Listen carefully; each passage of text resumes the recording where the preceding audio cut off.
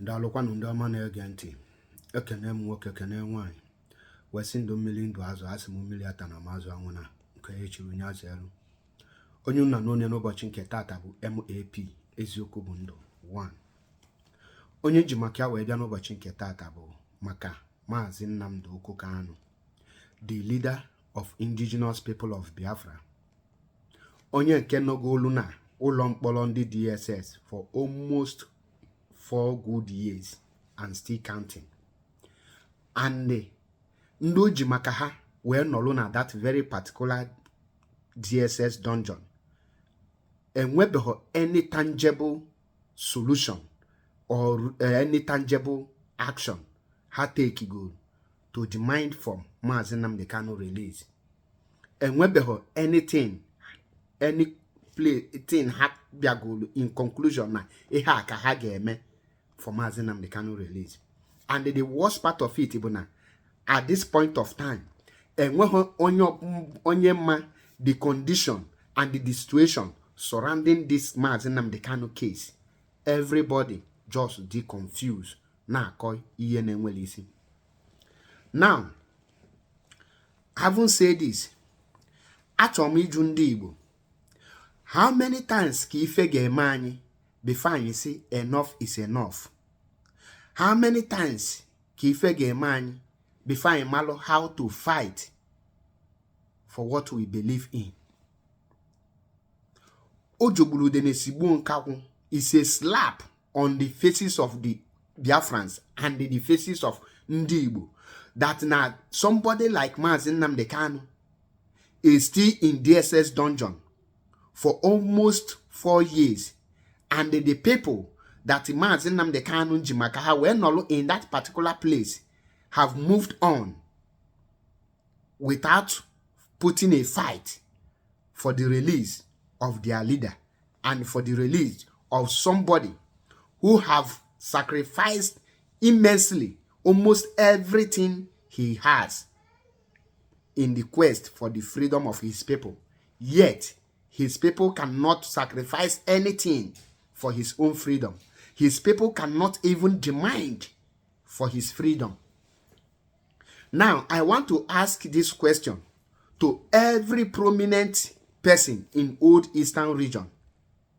I want to ask this question goes to all the political leaders, traditional rulers, the religious leaders, and the every Igbo elite and the Old Eastern elite. This question is for all of you. And the question is, why can't you people come up with a solution, a demand to the federal government asking for Maazị Nnamdi Kanu release and a permanent solution to this problem, to this Biafra agitation, which all of you know that referendum is the solution? Does it mean that you people cannot reciprocate the sacrifice made by this young man and sacrifice your own positions by saying, making a very bold statement to Mr. Tinubu to release Maazị Nnamdi Kanu and order him not to beg him, order Mr. Tinubu to release Maazị Nnamdi Kanu or face social consequences? Does it mean that you people cannot say, if Maazị Nnamdi Kanu is not released, if solution is not profound, or if referendum is not conducted, that no person from Old Eastern region, no Biafran, no Igbo man will campaign for any political position or has to do with anything that has to do with Nigeria government, that you are boycotting it as a result, as a protest against the marginalization and against the continual detention of the leader of indigenous people of Biafra, Maazị Nnamdi Kanu, who have sacrificed both his parents and his freedom for your sake? Does it mean that we have not come to a point where we say enough is enough? Let us fight for one thing and get this one thing. Look at how the Fulanis have conquered everything and get everything they want. Look at how the Yorubas is getting everything they want. Others have prepared themselves in case of necessity, while we are still finding it difficult to know exactly what we want. I want to ask the Igbo politicians this is a specific question. When Tinubu visited the East, Enugu to be precisely, all of you gathered there. Why didn't any of you, or why didn't you people make it as a demand and the order for Tinubu to release Mazi Nnamdi Kanu? Seeing the insecurity in Ali Igbo and seeing how the youth of Ndi Igbo are going down on daily basis, and knowing fully well that the solution to this insecurity and the solution to everything that is happening in Igbo land, the solution for Ali Igbo today is the freedom of Mazi Nnamdi Kanu and Biafra referendum. Why didn't you people present this as a solution and give this order that if Tinubu truly wants Ndi Igbo to be part and parcel of this contraption called Nigeria, he should release Mazi Nnamdi Kanu and facilitate the Biafra referendum with immediate alacrity? I am asking you people.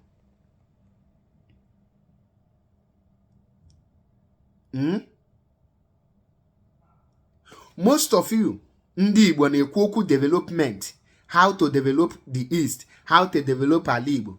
Mana unu echefuo na Ndi Igbo na-ekwu okwu na-asị na na-azọta anị wee zọba ute. In other words, na ị ga-azọtagodo anị gị before ịzọ ikwu okwu development. Ị ga-azọtagodo your freedom before ikwu okwu civilization. Ọkwa unu na-ekwukwu okwu na-asị na na-ebe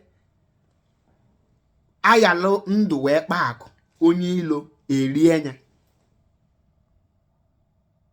Kedu ka ngwa unu nke beziokwu, kedu ka o ji wee dị unu possible that na there will be a permanent development in Ali Igbo without the release of Mazi Nnamdi Kanu? Kedu ka o ji wee dị unu ka ya kuna ya akwụsịnwu insecurity without the release of Mazi Nnamdi Kanu? Ndị Igbo unu nọ like this asari tukubo negodi yoji asari men mgbu n'Imo State na this new year 2025 na-eje n'ụlọ banye n'ụlọ wee na-agba ndị Igbo youth agụgo unu anọlụ dị na-eche na ihe dị oge elubeghị mgbe anyị ga-asị ogbugbu na-egbu ndị Igbo na ọ ga-abịa n'isi njedebe. Anyị achọla ịnụ ọgụ, onwele ya chọrọ ịnụ ọgụ, onwele ya chọrọ ịnwụ, mana anyị niile na-aṅụ everyday maka na ọ gatụbe onye nke gị iche na udo dị.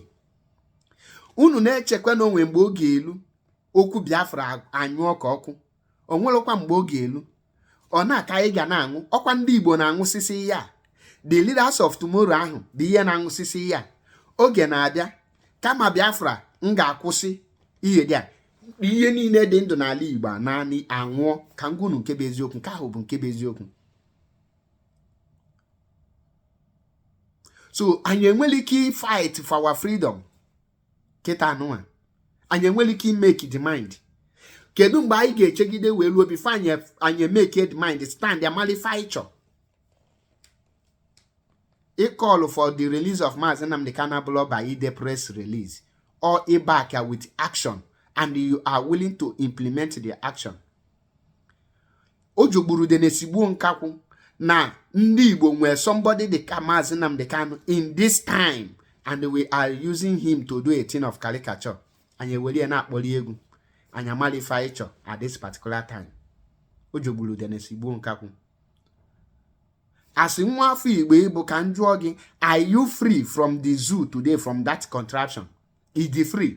Negodu ka na onye ọbụla mkpọrọ onye Igbo na-amịzi amị ineji na-amị n'ala Igbo na be nna gị. Jugodo onwe gị, for how long are we going to continue living in the life of imi amị na-amịghalị n'ala nna anyị, life of Igbo oru, a slave to others?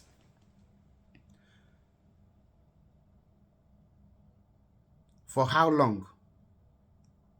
Jugodu na onwe na-ese ndụ a ka anyị ga-ebigide for how long? Achọrọ m ikwu ọtụtụ okwu, aga m arapụ unu here, mana ka ngwe anyị aka anụnwa anyị ji abụla aka anyị ga-eji gaa n'iru.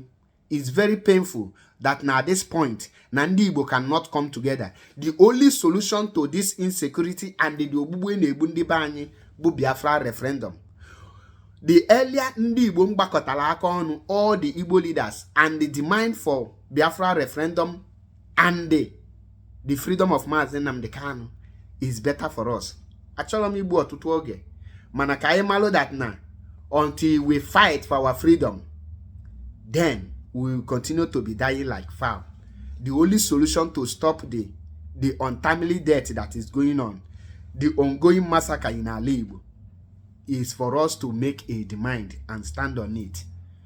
Ọ bụkwa na emekelo demand, anyị nwa na-aṅụ ihe niile na-egbu n'ala Imo steeti, Anambra, Enugu, Ebonyi, and the rest of part of ala Igbo bụkwa ndị Igbo. End of the day, others will possess our possession when we are wiped out. That is called ethnic cleansing. And onye ha ji wee na-eme ebe asarị tukumbo, and the hope ụzọ dị mma bụ ihe nye the contract. That is why o ji eko. Chọrọ m ikwu okwu ka anyị nọrọ na parade onwe anyị. M ga-arapụnụ here. I remain my humble self, MAP, eziokwu bụ ndụ 1. Ndewo.